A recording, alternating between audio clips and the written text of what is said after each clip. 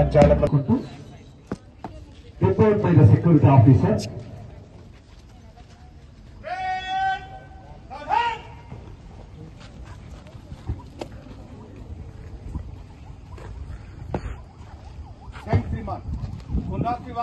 स्वतंत्र दिनोत्सव समारोह पर SIMS faculty, non faculty, doctors, all staff, all students हाजिर है। श्रीमान, समारोह प्रारंभ करने की आज्ञा चाहता हूं। जय हिंद। वंदे मातरम सुजलाम सुफलाम सस्य श्यामलाम मातरम वंदे मातरम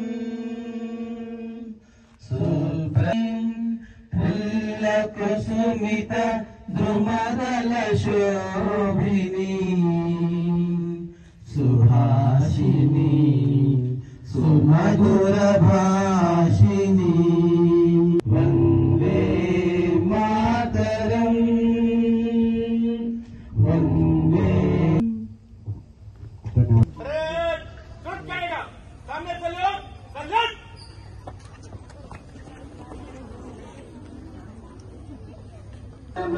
अधिनायक जय हे भारत भाग्य विधाता पंजाब सिंध गुजरात मराठा हिमाचल यमुना गंगा उच्चल जलधि तरंगा तव शुभ नामे जागे तव शुभ आशीष मांगे जन गण मंगलदायक जय हे भारत भाग्य हे जय जय जय जय हे।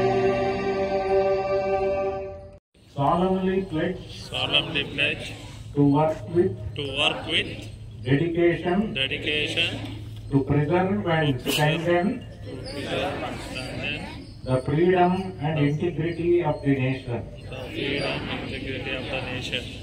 I affirm that I shall never let religion, language, region and such consideration color my thoughts, action, and I would strive persistently to uphold the human dignity and values.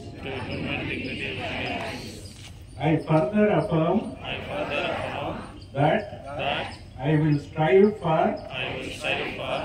upliftment of streams. We will provide our entire strength towards progress of our reputed institution.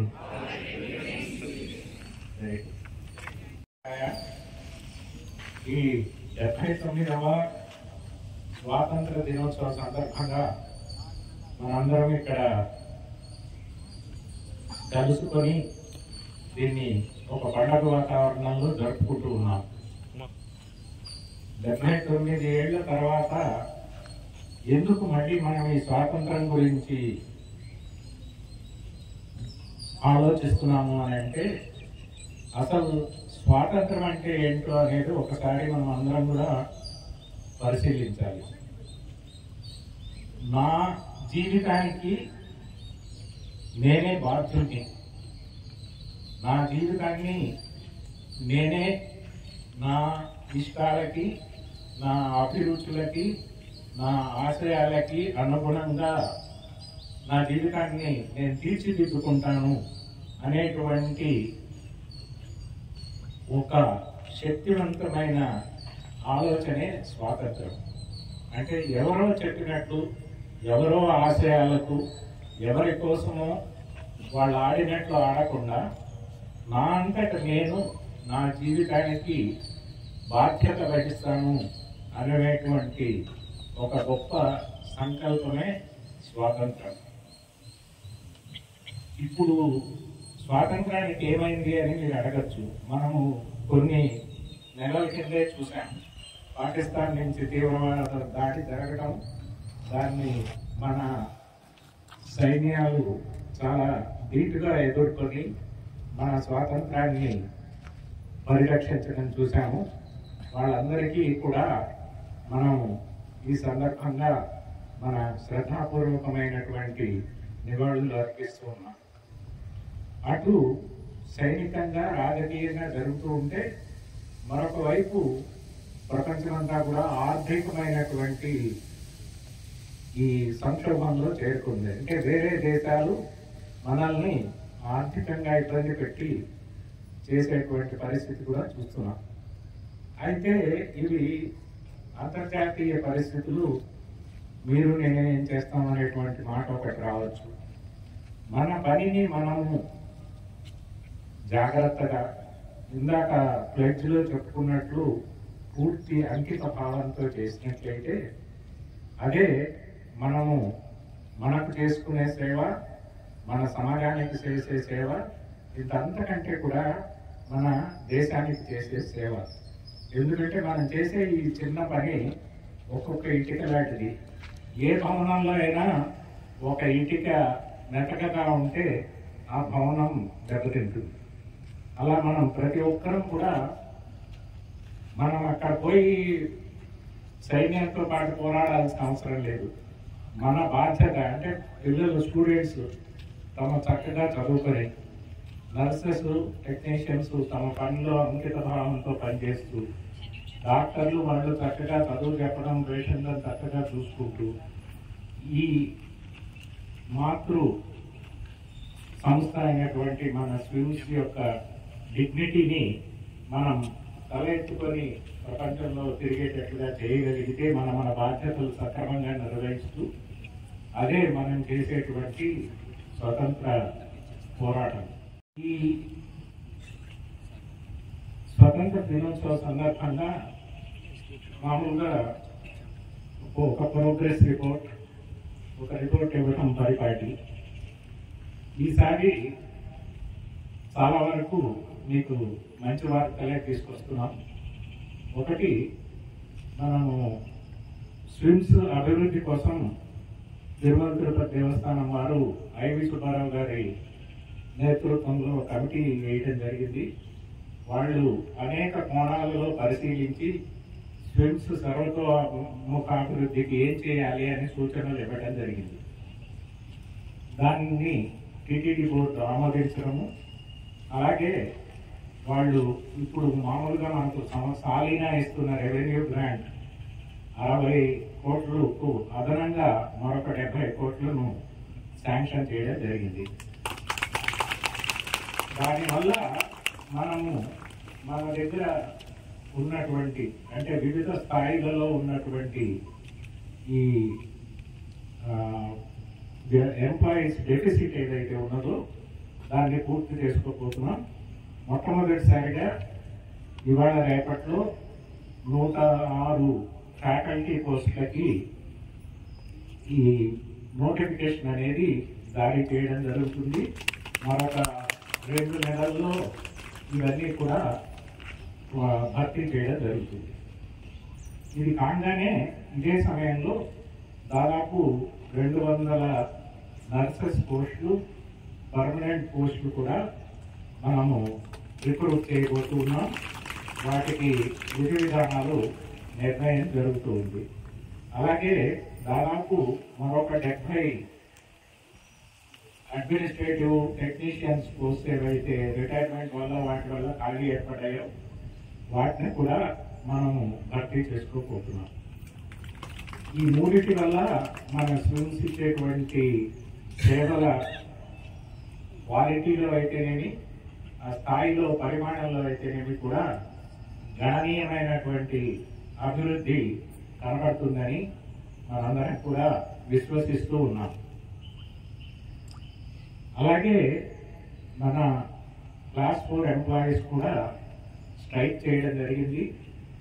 ఆ problem మీద కూడా వివిధ స్థాయిల్లో, స్విమ్స్ స్థాయిలో, TTD స్థాయిలో, government స్థాయిలో చాలా తీవ్రమైనటువంటి మేధోపంకనం జరుగుతుంది. త్వరలో ఆ ప్రాబ్లం కూడా అందరికీ ఆమోదయోగ్యమైనటువంటి ఒక పరిష్కారం లభిస్తుందని ఆశిస్తూ ఉన్నాం. అలాగే ఈ మధ్యలో కొన్ని కట్టడాలు కట్టడము కొంత మందగించడము ఆగిపోవడం జరిగింది. మళ్ళీ మన చైర్మన్ గారు ఈఓ గారి చొరవతో వాటిని మళ్ళీ పునఃప్రారంభించడం జరిగింది. అది కూడా మొట్టమొదట మన ఈ క్యాన్సర్ ఇన్స్టిట్యూట్ శ్రీబయో త్వరలోనే ఇంకొక 2 నెలల్లో మనకు అందుబాటులోకి రావాలి. అలాగే సెంట్రల్ కిచెన్, సెంట్రల్ గోడౌన్ కూడా 2-3 నెలల్లో అందుబాటులోకి వస్తాయి.